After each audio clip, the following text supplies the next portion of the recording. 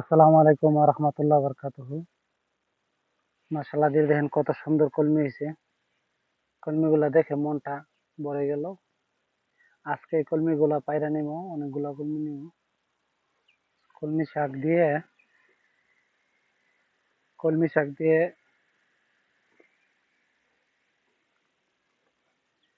পেঁয়াজি বানাবো। পেঁয়াজির সাথে দেব কাইটা কুচি কুচি করে। খুবই সুন্দর দেখেন কি সুন্দর আগা নিয়ে আসছে।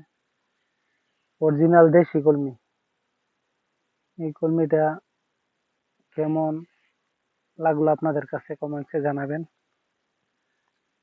আমি সামনের দিকে ইনশাল্লাহ দেখছেন নি মনটা ওহ সুন্দর, এত সুন্দর মন জোড়ানো কলমি।